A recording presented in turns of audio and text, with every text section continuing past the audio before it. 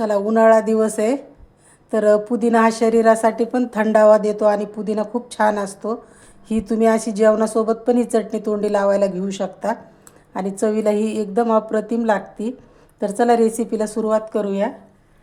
आणि त्याच्या आधी तुम्ही माझ्या चॅनलला जर नवीन असाल आणि सबस्क्राईब नसेल केलेलं तर सबस्क्राईब करा.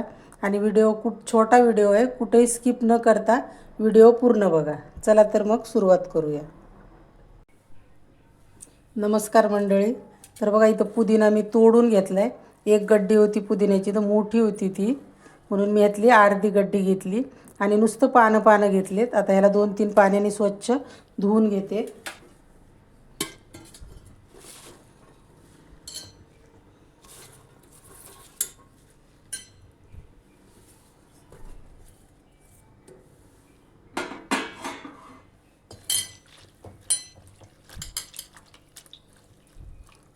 आता अजून 2 पाण्याने धुवून घेते.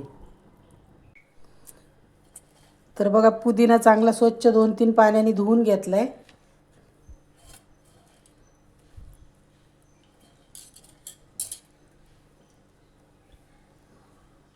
आणि ही कोथिंबीर आहे, ही पण मी धुवून ठेवली.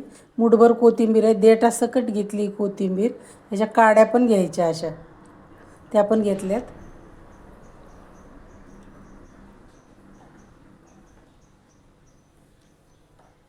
एक हिरवी मिरची टाकली,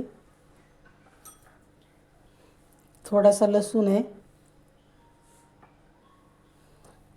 थोडीशी अद्रक घेतली आणि आपण पोहे खातो त्या चमच्याने 1 चमचा शेंगदाणे येते. आणि फरसाणमधली शेव आहे, तुमच्याकडे जर बारीक शेव असेल तर ती घ्यायची थोडीशी. तर ही 1 चमचा शेव घेतलेली आहे, 1-1.5 चमचा शेव आहे ही. थोडीशी साखर टाकली चिमूटभर, चवीपुरतं मीठ आणि लिंबू पिळून घेऊ याच्यावर. ह्या लिंबाने काय होतं, लिंबू पिळलं ना तर ही चटणी काळी पडत नाही आणि छान दिसते, मग हिरवीगार दिसते. नाहीतर लिंबू जर नाही पिळलं तर काळी दिसते. आता ह्याच्यात थोडंसं फ्रीजमधलं थंड पाणी टाकायचं. तर मी ते थंड पाणी टाकलं आहे थोडंसं. आता ह्याला मिक्सरमधून काढून घेते. तर बघा, मिक्सरमधून काढून घेतली आणि मस्त अशी दाटसर होती. आपण ते थोडंसं फरसाणमधली शेव टाकली, 1 चमचा शेंगदाणे टाकले त्याच्यामुळं. आणि ह्याच्यात मी थोडंसं आता चवीपुरतं काळं मीठ टाकणार आहे थोडंसं, त्याने अजून चव छान येते. तर चिमूटभर इथं काळं मीठ पण टाकले.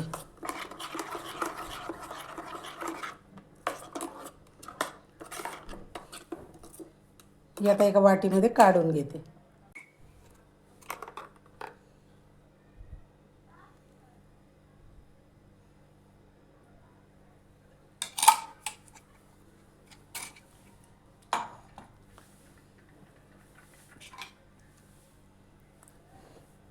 तर बघा, ही चटणी खूप छान झाली आणि चवीला पण खायला खूप छान लागते.